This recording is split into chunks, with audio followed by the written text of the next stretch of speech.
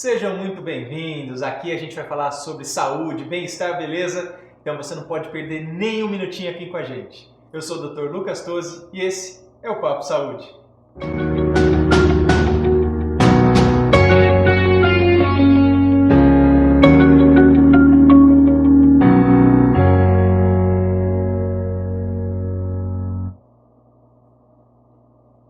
Sejam todos muito bem-vindos mais uma vez aqui nesse programa. Esse programa que é feito para você, para a gente comentar sobre assuntos relacionados à saúde, sobre a beleza, bem-estar e sempre entrevistando profissionais extremamente capacitados. Hoje eu trouxe uma surpresa, uma pessoa extremamente capacitada, muito bacana que a gente vai conversar aqui, então acompanhem até o final. E como já é de rotina no nosso programa, vamos começar com uma frase para a gente refletir, para a gente repensar alguns quesitos que acontecem na nossa vida e tentar melhorar como seres humanos. Eu escolhi uma frase de Albert Einstein.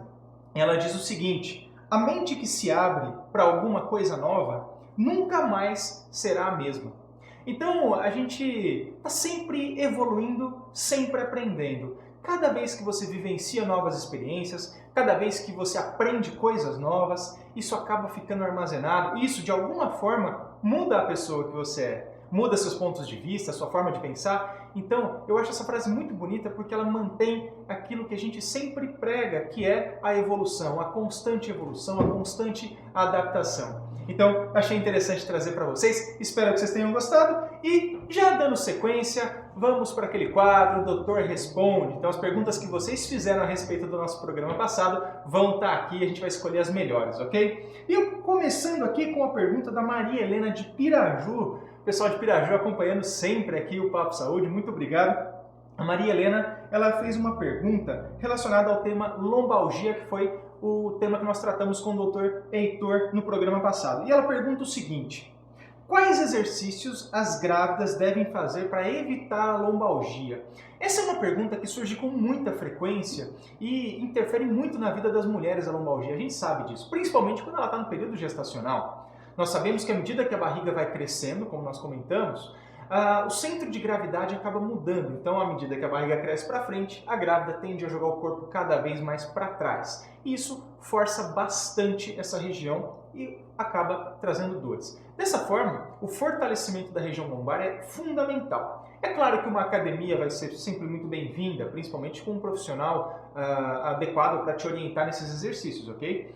Mas eu gosto basicamente de dois tipos de exercício. O Pilates eu acho fantástico, justamente porque ele melhora todo o cinturão pélvico e abdominal, melhorando não só as condições da postura, mas também aliviando as dores a longo prazo. E também eu gosto da yoga. A yoga que vai trazer um exercício mais de respiração, mas que também trabalha essa região de uma forma mais específica, né, em alguns casos, e também melhora o estado mental da grávida. E acreditem, isso também faz toda a diferença, ok? Então, eu particularmente sou fã dessas duas atividades. Mas, claro, sempre fazer uma atividade física orientada é a melhor recomendação para você. E sempre fazer aquilo que você mais gosta.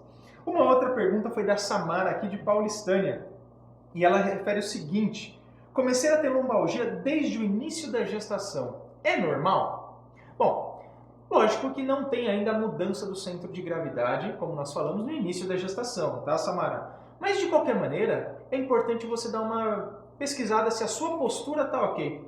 É muito comum as pessoas terem dores nessa região por conta da postura, por ficar muito tempo em pé, ou sentado por muito tempo, mas uma postura errada, as pessoas acabam debruçando de um lado ou do outro. Então a primeira coisa é dar uma olhada nesses pontos. Além disso, a posição que você dorme, a altura do travesseiro, tudo isso também pode interferir, ok? E claro, mais uma vez, reforçando, a atividade física ajuda você a corrigir postura e ter problemas lá na frente, tá certo?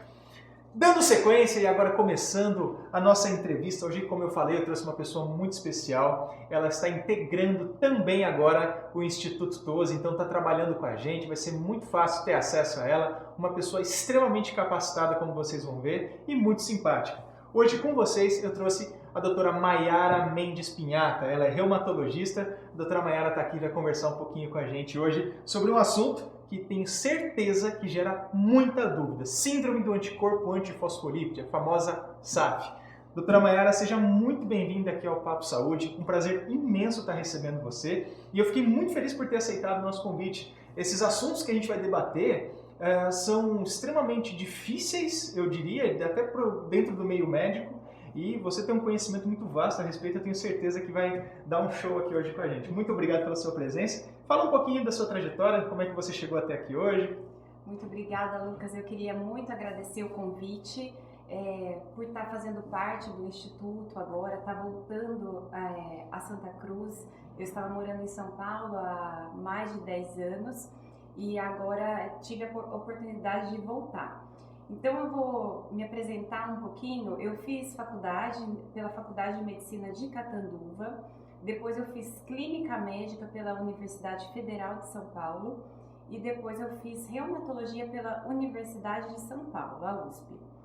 Depois disso eu ainda fiquei acompanhando o ambulatório de lúpus por mais 2 anos e estou trabalhando também no Hospital Albert Einstein em São Paulo, até então onde eu trabalhava antes de voltar para o interior.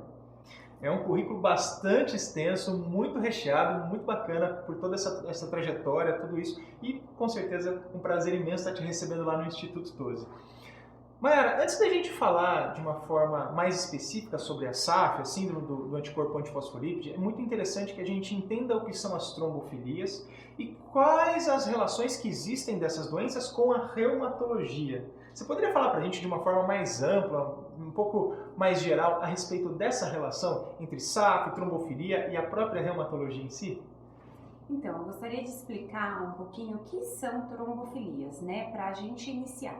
Trombofilias são doenças que têm uma predisposição a fazer trombose dentro do vaso. O sangue ele deve correr livremente dentro do vaso, tanto das veias, das artérias. Trombofilia é quando acontece a oclusão do interior desses vasos por trombo, pelo processo de coagulação. E existe uma infinidade de doenças que causa isso, né? Deficiência de proteína C, deficiência de proteína S, mutação do fator 5 de Leiden, deficiência da protrombina, mais de 50 doenças que causam trombofilias. E você está comentando então a respeito dessa capacidade, dessa facilidade, né, uma predisposição que a mulher ou o homem tem para formar trombos. Isso é verdade? Vale para o homem e para a mulher, a SAF, as trombofilias de uma forma geral? A SAF ela tem uma predisposição maior em mulheres, tá? Mas existe a SAF primária e a SAF secundária. A SAF primária é quando ela não está relacionada com outra doença. Já a SAF secundária, ela está relacionada com outras doenças autoimunes, principalmente o lúpus e a artrite reumatoide. Cerca de 30% dos pacientes que têm doenças autoimunes, outras, como alguma colagenose ou artrite reumatoide, elas desenvolvem o SAF. Nesse grupo, ela é mais prevalente principalmente nas mulheres, mas ela também acontece nos homens, pode acontecer nos homens também. É muito interessante, Mayara, que quando a gente conversa sobre SAF, sobre doenças autoimunes, sobre trombofilias de uma forma mais ampla, a gente sempre fala sobre gestante. E aí eu já vou puxar um pouco a sardinha aqui para o meu lado. Quando a gente fala desses assuntos, a gente acaba comentando sobre a gestação, os riscos, né, que isso envolve, enfim. Por que isso tem uma preocupação maior para as gestantes de uma forma mais específica? É que o SAF, por ser uma predisposição a fazer trombo, a grávida por si só, ela tem um potencial mais trombogênico. E se a paciente ela já tem essa predisposição a fazer trombose, ela pode ter complicações obstétricas muito graves. É bem característico na SAF a paciente ter perdas gestacionais de repetição, com menos de 10 semanas, abortos com perdas fetais com mais de 10 semanas também, ou um parto prematuro. Isso são complicações muito comuns na paciente com SAF. É muito interessante a gente falar sobre isso, porque realmente surgem algumas dúvidas quando a pessoa tem o diagnóstico de SAF ou de alguma outra trombofilia. A primeira dúvida que surge é: eu vou poder engravidar? E a gente sempre tem que ser bastante direto, porque existe tratamento. Esse tratamento ele deve ser iniciado antes da mulher engravidar e deve ser mantido durante a gestação. e das infinidades de tratamentos que nós temos disponíveis, mesmo que a gente tenha isso em mãos como um arsenal medicamentoso aí, nem sempre fazendo o que é certo a gente vai poder assegurar um final feliz, por assim dizer. Então existem várias complicações, como a Mayara comentou, que podem acontecer no início da gestação, os abortos de repetição, podemos ter problemas mais lá na frente. E associado a essa questão da SAF em si, nós temos várias outras doenças que surgem. É quase como se fosse um conjunto de problemas que podem aparecer com mais facilidade nessas pacientes. Então, todo cuidado nesse caso acaba sendo pouco, né? A gente tem que sempre estar se precavendo. E existem algumas relações, existe alguma relação desse problema da SAF com hábitos de vida? Você comentou que da SAF primária, da SAF secundária, mas com relação aos hábitos, aquela pessoa, enfim, que não pratica uma atividade física ou que fuma, ela tem alguma predisposição a desenvolver SAF ou outras trombofilias? Então, Lucas, o paciente, ele pode ter os anticorpos presentes para a SAF, mas não necessariamente ele vai ter as manifestações da doença. Para a gente fechar o diagnóstico de SAF, o paciente ele precisa ter os anticorpos, depois mais para frente eu vou citar quais são esses anticorpos, né? E ele tem que ter manifestação de doença, ele tem que ter trombose arterial, ele tem que ter aborto de repetição, ele tem que ter óbito fetal e parto prematuro. Mas o que eu queria dizer é que às vezes o paciente, só o fato dele ter o anticorpo, ele não, se você tiver fator de risco associado, tem mais chance, lógico, da doença desencadear. Por exemplo, se uma paciente já tem um anticorpo positivo e ela fuma e ela usa anticoncepcional com estrogênio, a chance dela desenvolver a doença, dela ter uma trombose ou aborto de repetição é muito maior. Então tem fator de risco sim, que tem como prevenir, evitar tabagismo, praticar atividade física, evitar uso de anticoncepcional com estrogênio, terapia de reposição hormonal também é um dos fatores de risco para desencadear a trombose. Muito interessante, eu acho que vale a pena a gente frisar alguns pontos, né? Até porque diz respeito à parte da ginecologia e é muito legal quando a gente pensa nesses problemas e associa ele a outras coisas. Eu falo muito assim, as pessoas elas realmente se preocupam muito com a questão do hormônio, mas estatisticamente falando, um cigarro, por exemplo, ele causa mais trombose do que a parte hormonal. O sedentarismo é uma coisa que também está muito presente. E as pessoas às vezes esquecem disso. E eu acho muito legal quando você frisa esses pontos do tabagismo, desses hábitos. Para ficar até mais fácil, quem acompanhou os programas anteriores, a gente falou sobre o câncer de mama. Às vezes, né, essa reação autoimune que nós temos, eu gosto de fazer esse paralelo, porque eu acho que às vezes fica até mais fácil a gente entender, né? Como é que nós temos células que agridem o nosso próprio corpo? E isso vai acontecer a partir de um determinado estímulo. É quase como a formação do câncer, em alguns casos. Tem a parte hereditária, a parte genética, com certeza. Mas às vezes a pessoa tem um gene para ter o câncer lá com, sei lá, 70 anos, mas ela tem uma atividade física regular, ela se alimenta bem, ela tem boas horas de sono, ela controla o estresse, então esse gene nunca vai ser ativado. E ela pode talvez nunca ter um câncer, ela tem um câncer com 105 anos e ela já vai ter morrido nessa época. Da mesma forma que o contrário é verdadeiro. Às vezes você tem uma situação que a pessoa tem lá o gene para desenvolver o câncer com 70 anos de idade, mas ela fuma, ela bebe, ela é sedentária, ela tem vários outros problemas, ela é estressada, ela dorme mal. Esse gene vai ser ativado não com 70, mas com 40, com 45. Então, eu acho muito interessante fazer essa correlação das doenças autoimunes. É quase como se fosse um gatilho e a gente pode, pelo menos a meu ver, ativar esse gatilho talvez antes ou depois, dependendo desses nossos hábitos. Então, eu acho muito legal falar um pouquinho sobre isso e gostei muito do que você comentou. Como é que uma pessoa vai descobrir que ela tem SAF? Como a gente suspeita, né? Você comentou a respeito dos quadros de trombose, mas como a gente suspeita da SAF e quais exames a gente acaba pedindo para investigar essa doença? A gente sempre deve suspeitar em SAF naquela mulher jovem, ou homem até, mas é mais comum em mulher, que faz uma trombose. Mulher antes de 50 anos que tem trombose, é obrigatório a investigação de SAF. A SAF, ela pode trombosar tanto o leito venoso como o leito arterial. Ela obstruindo o leito arterial pode dar infarto, pode dar AVC. Obstruindo o leito venoso pode ter uma trombose na perna, no braço e sítios mais graves também, trombose do fígado. Uma outra suspeita que a gente sempre tem que ter é naquela mulher que começa a ter abortos de repetição. Mais de 3 abortos com menos de 10 semanas, e excluindo causas cromossomiais, né, infecções, uma perda fetal com mais de 10 semanas também, excluindo a causa cromossomial, ou um parto prematuro por insuficiência placentária com menos de 34 semanas. A gente tem que levantar essa suspeita. Interessante. Você comentou sobre o quadro que nós chamamos de aborto de repetição. Isso é uma coisa que a gente, via de regra, a gente não espera acontecer. Então, é claro que, por definição, seriam 3 abortamentos subsequentes. Mas, obviamente, é muito complicado para o obstetra esperar a paciente abortar uma vez, abortou a segunda, fala, não, espera a terceira vez para a gente investigar. Então, realmente, nesses casos, a gente acaba fazendo uma investigação logo na sequência. Claro que a paciente teve um abortamento, a gente sabe que 98% das causas de abortamento, nessa fase mais inicial, tem causas naturais, são aqueles abortos espontâneos. Mas se a gente tem logo um segundo abortamento, a gente tem que ficar de olho. Eu acho que a gente não pode esperar, às vezes, essas definições, esses protocolos para estar investigando. Então, de uma forma mais prática, talvez, a gente acaba fazendo essa investigação um pouquinho antes, não esperando, obviamente, 3 ocorrências.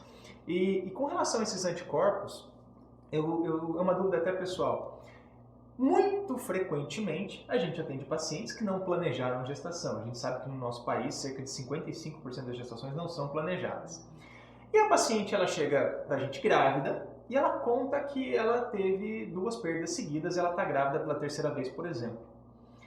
Vale a pena solicitar esses exames que você falou, os anticorpos, enfim. Nessa fase, com a paciente já grávida, ele tem um risco dessa reação cruzada, né? Como você comentou, que pode ser que uma infecção altere os valores e assim por diante. Vale a pena eu fazer, nesse primeiro momento, como uma investigação inicial com a paciente já grávida? Com certeza, Lucas, vale a pena a investigação sim, ainda mais para paciente que já teve essa história prévia de outras perdas gestacionais, né? E se o anticorpo tiver presente na gravidez, nessa atual gravidez, a gente tem que tomar medidas sim, anticoagular, o da AS, porque uma perda gestacional para uma mãe é um trauma muito importante, né? Não é só um número a mais. É um luto, ela vai passar por um luto. As pessoas têm essa confusão de que um óbito é com aquele bebezinho que já nasceu ou que estava grande na barriga e tal. Não, um aborto, a pessoa vai passar por um luto. Então, eu acho que... Não, e com certeza tem o que fazer.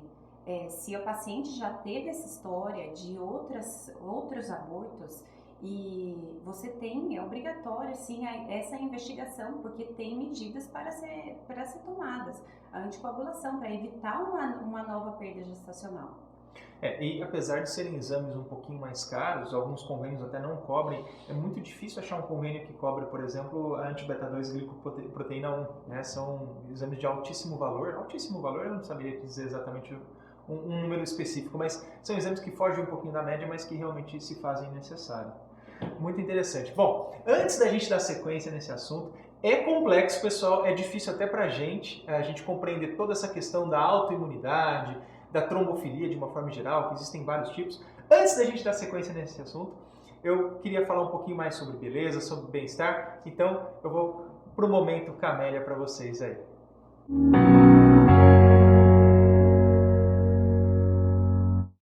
Camélia, a loja online de acessórios femininos para o seu estilo, do casual ao contemporâneo. Confira todas as nossas novidades no nosso Instagram.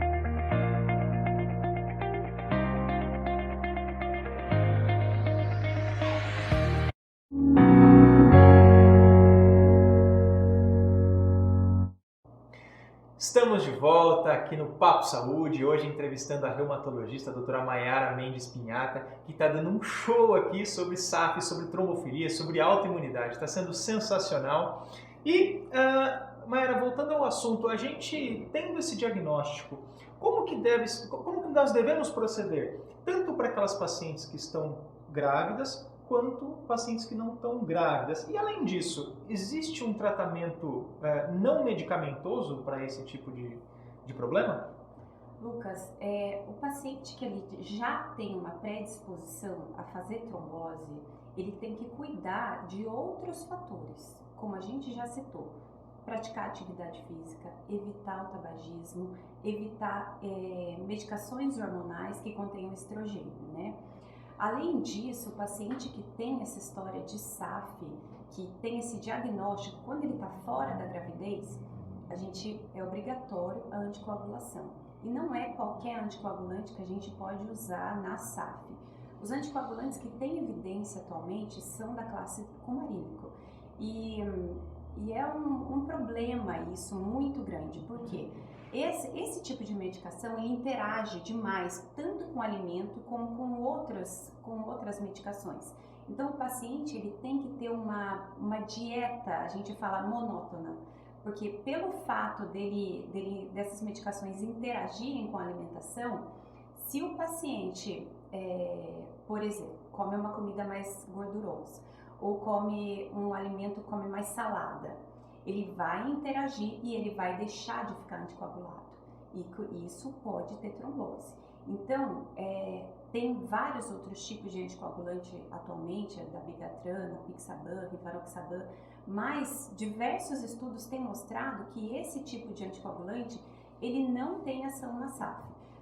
Tem alguns trabalhos que foram iniciados que um grupo usava esses anticoagulantes, esses novos anticoagulantes, e o outro cumarínico.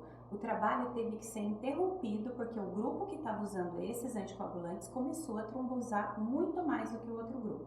Então, infelizmente, atualmente a gente tem que usar essa classe de medicamento para não grávida. Grávida não pode usar cumarínico. Tá? Então, para paciente grávida, a gente faz a heparina, né? A heparina de baixo peso molecular, ou a heparina, a enoxaparina, a gente usa, e o AS também que pode ser usado na gravidez. Esse acompanhamento, como vocês estão vendo, é um acompanhamento bastante cuidadoso. Durante a gestação, a gente tem medicações específicas para isso. E uma coisa que a doutora comentou é que realmente depende da alimentação, então às vezes você está usando os cumarínicos por uma paciente não grávida, nesse caso, e ao mesmo tempo você tem fatores que são anticoagulantes da medicação, você tem fatores coagulantes da alimentação que não permitem esse processo acontecer de uma forma adequada. E a gente tem medicações ótimas, como você citou aí, o dabigatran, o rivaroxaban, que a gente nem precisa fazer um controle tão regrado da coagulação, mas que no caso da SAF ele acaba não tendo um benefício grande. Então, esse acompanhamento é um acompanhamento muito sério, que envolve sim outros profissionais. Eu acho que isso é muito importante a gente frisar. Quando nós temos uma gestante, no caso, que tem uma SAF já bem instalada, bem diagnosticada, é extremamente importante que tenha uma consulta com um reumatologista, que a gente possa ter esse respaldo de um reumatologista do nosso lado para estar também orientando e dando essas orientações, que são realmente bastante específicas, né? E eu acho que quanto mais profissionais a gente conseguir envolver nesse tratamento, com certeza melhor.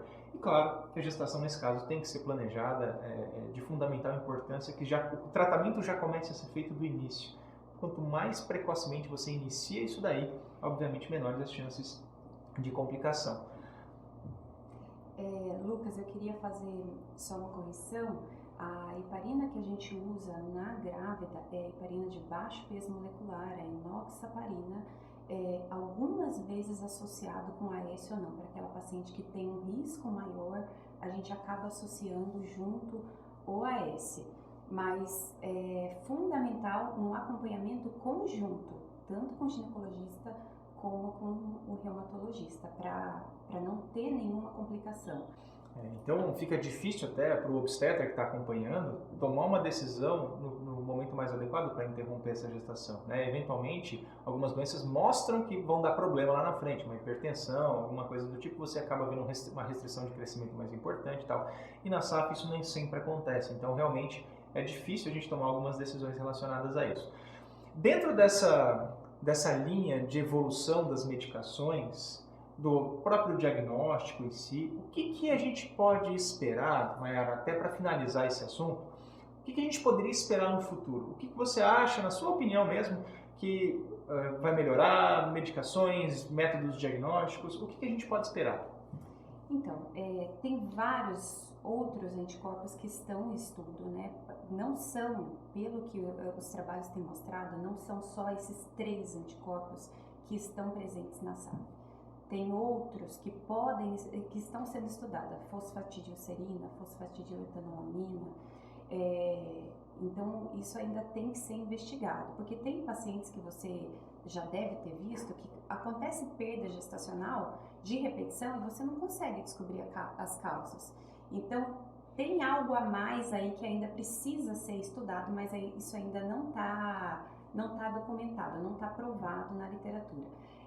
Infelizmente, não tem outro tipo de anticoagulação na não grávida que mostre evidência além dos cumarínicos. Atualmente é só cumarínico que a gente usa de anticoagulante oral. Mas estão sendo feitos outros estudos com outras classes, né, de anticoagulantes e quem sabe descobre alguma coisa nova aí pra gente. A gente está aguardando, viu? Se Deus quiser, alguma coisa deve aparecer de uma forma mais específica. Mayara, queria muito agradecer a sua presença, a sua participação hoje. É um assunto extremamente difícil e você tem um domínio muito grande sobre isso. É claro que dúvidas todo mundo vai ter. É claro que até os profissionais médicos entendem de uma forma talvez superficial tudo isso que acontece, mas de uma forma muito clara, muito objetiva você explicou e eu particularmente fiquei muito satisfeito e muito feliz por você estar aqui com a gente e mais feliz ainda por você estar integrando a nossa equipe lá no Instituto TOSE. Então, pessoal, a doutora Mayara está lá no Instituto TOSE, você já sabe aonde fica, já sabe o contato, então vai ser sempre um prazer receber vocês lá também. Muito obrigado pela sua participação.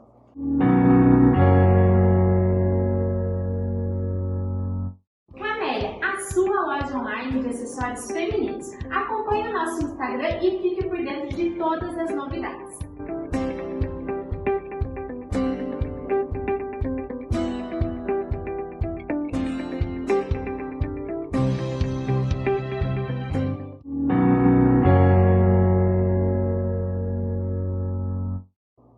E depois desse bate-papo maravilhoso com a doutora Mayara, a gente falou muito sobre SAF, então se vocês ficaram com dúvidas, realmente mandem pra gente que a gente vai ainda esclarecer para vocês. Eu estou finalizando o programa falando sempre uma curiosidade e hoje eu trouxe alguma coisa muito interessante para vocês. Vocês sabem de onde surgiu os exames laboratoriais? Como eles apareceram? Eu trouxe para vocês aqui alguns registros dos primeiros exames. É claro que na antiguidade os exames laboratoriais, por assim dizer, não existiam. A avaliação médica consistia basicamente em um exame físico e, logo na sequência, das secreções que o corpo eliminava. Acredita-se que os primeiros registros de algum estudo tenha sido feito pelos sumérios e pelos babilônios, mais ou menos 4000 a.C.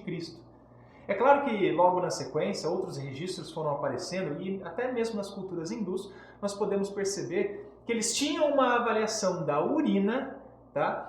Baseada na capacidade que ela tinha de atrair formigas, e aí foram perceber que ela realmente poderia ter um gosto adocicado. Isso a gente observa no caso do diabetes. É claro que isso foi evoluindo à medida que os tempos foram passando, e em 1941 foi registrado o primeiro exame de urina, de fato, que a gente pode ter uma ideia. Então, percebam que uma coisa que começou lá 4000 anos antes de Cristo, só foi ter realmente alguma coisa mais consistente em 1941.